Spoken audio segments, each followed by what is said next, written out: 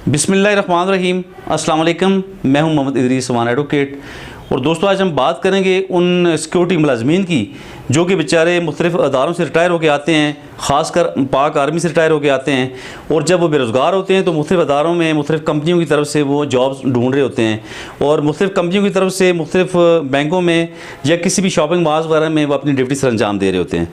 तो इन मुलाजमीन बेचारों के साथ बहुत ज़्यादतियाँ हो रही होती हैं और उसमें सबसे ज़्यादा जो देखा गया है कि सिक्योरिटी जो कंपनी है वो तनख्वाह पीछे से आ रही होती है 50,000 40,000 और आगे इन मुलाजमीन को दी जाती है सिर्फ 12 और 13,000 रुपये।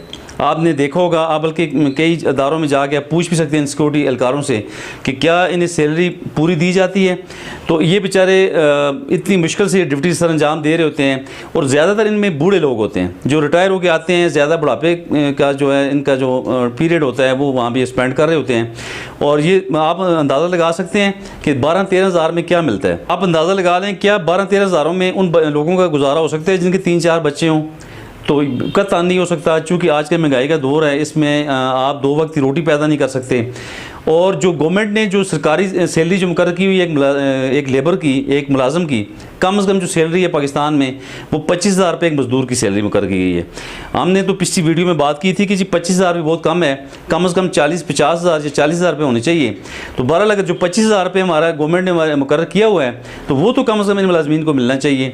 तो बहरहाल ये बहुत बड़ी खिलाफ वर्जी है, मैं समझता हूँ जी, लॉज की और ह्यूमन राइट्स की वायलेशन हो रही है कि इतनी बड़ी तादाद में जो कंपनियों के मुलाजमीन हैं ये बेचारे बूढ़े जो रिटायरमेंट कर लेके आते हैं तो इन बेचारों के साथ इतना ज़्यादा इनका इस्तेसाल किया जाता है। और मैं समझता हूँ जी इस पे अदारों को बात करनी चाहिए। और ख़ासकर जो हमारे पाक आर्मी से रिटायर हो गए लोग आते हैं तो इसमें बाकायदा आर्मी के इदारे को भी और दीगर इदारों को भी इस पर बात करनी चाहिए। और जितने भी मुलाजमीन रिटायर हो गए आते हैं इन्हें ख़ुद भी इस पर अदालतों का रुख करना चाहिए, इन्हें ख़ुद अदारों में पटिशन मूव करनी चाहिए और दीगर शहरियों को भी इनका साथ देना चाहिए। चूँकि इस तरह जो जुल्म हो रहा है और एक जो पीछे जो कंपनी का मालिक है वो इतना पैसा कमा रहा है, अगर उसे 50,000 रुपये या 40,000 रुपये आ रहा होता है तो उसमें से 12,000 या 13,000 देना बहुत बड़ी नाइंसाफ़ी है।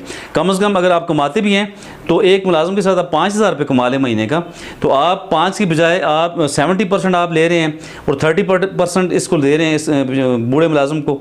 तो ये बहुत बड़ा जुल्म है। इस जुल्म के ख़िलाफ़ तमाम अवाम को बात करनी चाहिए, हमें आवाज़ उठानी चाहिए ताकि इस तरह का जो इस्तेसाल है इन लोगों का वो इसे ख़त्म किया जा सके।